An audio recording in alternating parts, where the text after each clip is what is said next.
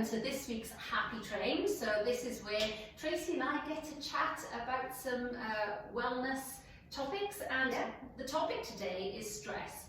So the reason why we chose stress is because we thought it kind of flowed nicely from last week's. We talked a lot about healing and what healing meant to us, and obviously my journey with my ill health.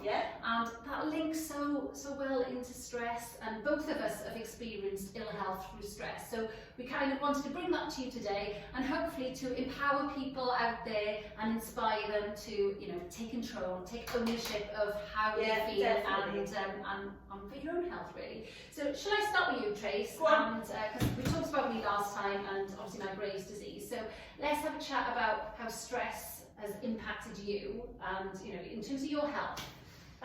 Okay, so as a youngster, we were just chatting about this, me and Rhian, before we came on here live.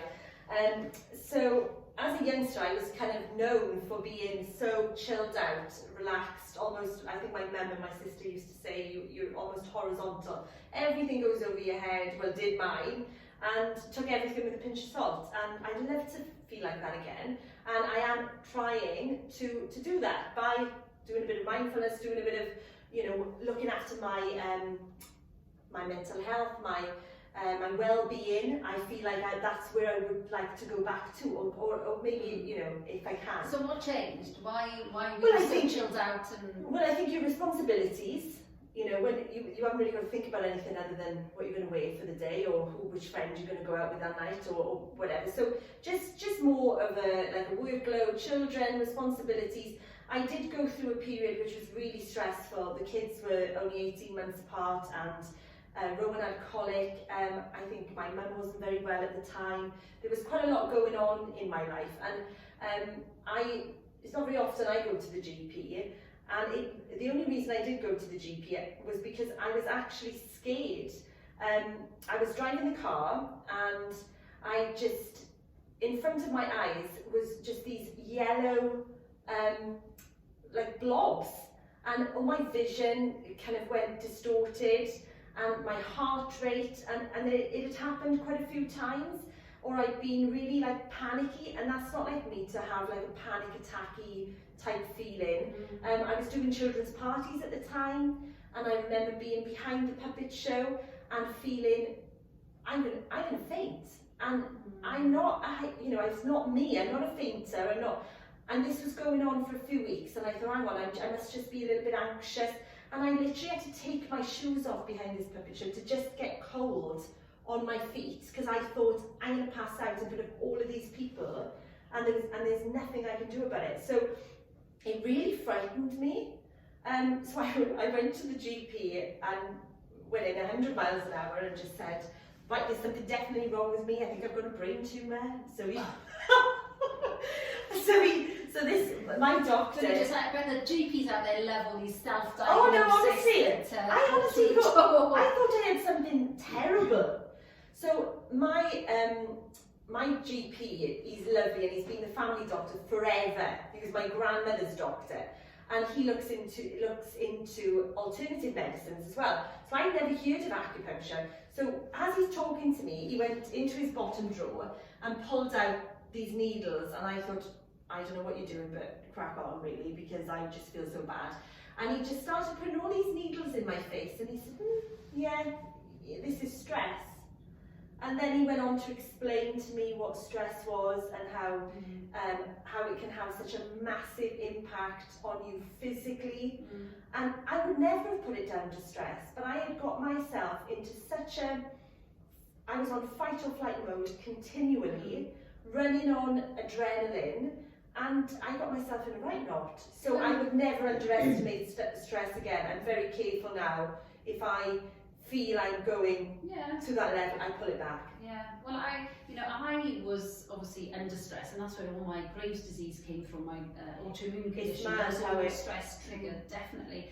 And I think sometimes you don't recognise when you are stressed. No. So for me, I felt completely in control. I've got this. I didn't feel like the stress or the weight of the world. I didn't feel like that.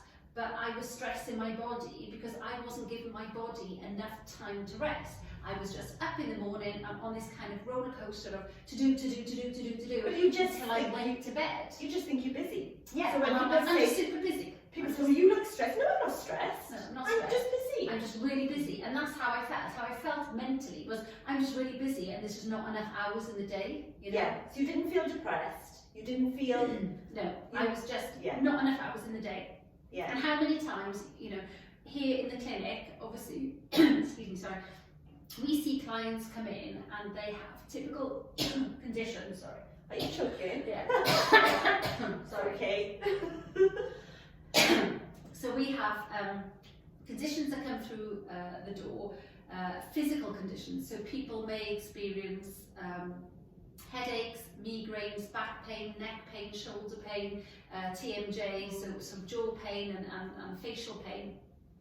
And it can be, you know, triggered by stress. It can be the cause of it. A lot of the time it is triggered by stress.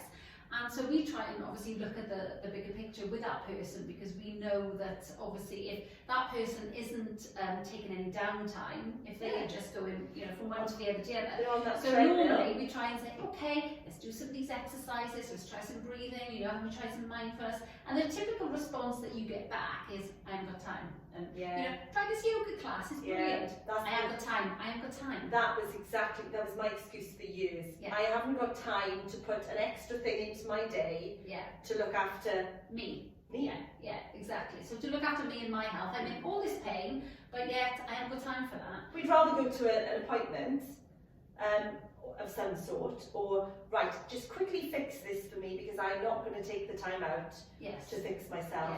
You know, and it is something we can do. Well, I think what lockdown has taught us, I think it's, if anything, is to slow down. Yeah. You know, it's made us slow down by not having all these things open, by actually closing everything. We've been forced to slow it down. Just slow down a bit. And then it's not until you really slow down and you really get into that relaxed state. So our natural state, how we're supposed to be, is in that sort of rest and digest mode. So we're supposed to have quite a low heart rate. You know, your breathing is not very rapid at all. It's nice slow breathing through our nose, and that's our sort of resting state. And when you kind of look at your, you know, if any of you got dogs and cats, you know, any pets out there, you see a pet who is, you know, running around, full of energy, full of life. They go and have their walk, they go and do their exercise, and then they come back and they zonk and they have a nap. Okay, we don't do that. We expect ourselves to be in that, you know, doing, always active until we sleep. And we think that sleeping is our rest mode, our rest and digest. That's when everything is going to just, you know, that's when we repair our body. That's when, you know, but that's not enough. What we need to do is actually bring in rest and relaxation throughout the day. So we're having periods where we're just doing nothing and we're just being. You know, whether it's a moment during work, you know, just taking that moment, you know, just whilst you're having your coffee or whatever, that you're actually just sitting, you're not thinking, you're not doing, you're just enjoying that bit of coffee. So you're having moments where you just, And that is really all mindfulness is. Yeah, it is. Like, you know, okay, you can elaborate from that, but having a mindful cup of coffee is something I do quite regularly now. Yeah. Just shut everything else out and enjoy the taste, the smell, the, you know. But it's having that, you've got to have that sort of physiological effect, you know. When you bring your breathing nice and slow, when you bring your heart rate nice and slow, you're aiming for that kind of calm, you know, restful mode. Yeah. And lots of people don't do that. So you could still be having that cup and thinking, oh, I'm enjoying this cup of coffee. But if you're not kind of bringing everything back down, slowing everything back down, you're still going to be in that kind of, you know, heightened state. And it is a heightened state. It's an active, I'm ready for action state. Okay? And we're not designed to be in that state because the effects of the hormones, the adrenaline and the cortisol that flushes through your body has such an impact on your body. Yeah. So when you're continuously flooding it, you know, you get an increase in blood sugars. So that can lead long term to things like diabetes. Increased heart rate, so that can lead eventually to heart attacks and issues with your heart. you know, things like, or the muscle tension, because your muscles are active and they're tense, they're ready for fight or flight. So that leads to back pain, neck pain, headaches, migraines. We see so many people with all this tension here, don't we, from, you know, all this, and I've had it myself, and it's into your head, and you get migraines and eye pain, ear pain, migraines, jaw pain, because then the clenching of the teeth. So if you're grinding and you're clenching your teeth because you're tense here, it then leads to TMJ issues and ear pain, jaw pain, you know, facial pain. You can, you know, digestive problems, it affects your digestive system, it affects your immune system, so your immune health is affected by it. It's which really then leads on to immune conditions like I had with the Graves' disease. You know, your sexual health can be affected. You know, your then their testosterone levels go down, so they can have problems with like erectile dysfunction and impotence. And well, stroke is a massive one, isn't it? As well, off the back of stress. I mean, it's really endless. And shouldn't when you look at the, you know, the physiological effects of stress, it is absolutely huge. And you know, today I just want to get over that to people because we're in a stressful situation right now. Yeah, we all are. And lots of people are in that kind of fight or flight mode because whereas we used to have, you know, relaxed periods of going for a walk or doing something fun, meeting up with friends at a restaurant. Now, even those simple things, and even just going shopping, is now a stressful task. Because you've got your mask on, you're 2 meters here and 2 meters there. You go for a walk and you're dodging this way and dodging that way and crossing the road and nothing. It's almost like you're constantly on alert at the moment. That's how I feel. And even though I'm trying to be quite chilled out about, you know, doing things, and just following the rules and thinking, okay, try not to stress too much. But I even feel on alert. You're trying to, you know, accommodate other people as well as yourself. And so it must be awful for people who are really anxious anyway. So if you've obviously had underlying conditions before you started with anxiety or depression, this is obviously going to, you know, step things up massively. Another level. And even people who were, you know, so I'm thinking of the guys who've had COVID and maybe are suffering long COVID, you know, the effects of stress on their body, if they're not breathing properly, if they've got high levels of cortisol and adrenaline flowing around their body, they're not going to recover and repair. They're not going to heal as quickly as they should. So it's, you know, whatever is happening with you right now, you know, if you can find ways to reduce your stress levels and, you know, stop this influx of these chemicals in your body, and whatever that is, whether that is having a bath, whether it is chilling out and reading a book, or listening to some music, or watching TV. It's finding what works for you, isn't it? It's finding something that makes all of those things happen. So what makes you slow down? What makes your heart rate actually physically slow down? For me, I like to simply breathe. Breathing exercises sounds ridiculous, amazing. But if I find myself getting a little bit et up, as I would maybe say, you know, I'll say, right, stop, and I'll just breathe and try and focus on my breath, get my heart rate to come down, and it's kind of like I flicked a switch. Okay, I'm ready to go again. At a slower pace. No, but that's, you correct it, that's slow sort of nasal breathing. Does it for me? Focusing on the inhale and that exhale, and a nice slow exhale. It can just change your physiology. And not only it changes your physiology in terms of that kind of, you know, fight or flight response and getting you more into a calmer, you know, mode, more of a chilled out mode, but also the effects of your breathing. And instead of using all like your respiratory muscles up here, because you've been breathing from up here, it just gets your diaphragm engaged and gets you reset. Well, as well, we're all breathing into these masks at the moment. I know we have to do it, but we're breathing here. We breathe out, in and out through our mouth, and then what happens is that all this sort of upper respiratory, so like the neck and the shoulder muscles, they become more active because you're breathing through your mouth, and then that has a knock-on effect to your back as well. So as you elevate your chest and kind of breathe through here, you tighten up all the muscles in your lower back, so you can cause low back pain, and then you stop engaging them from the diaphragm. So just allowing, you know, taking that mask off and doing some slow nasal breathing, where you're just focusing on that exhale, trying to get that diaphragm and trying to switch off like your shoulders and relax from here. Definitely. Has a huge impact, because that then has a knock-on effect to, you know, not only feelings of anxiety, but also, yeah, your headaches, your neck aches. It slows everything down, and it's stopping all this tightness.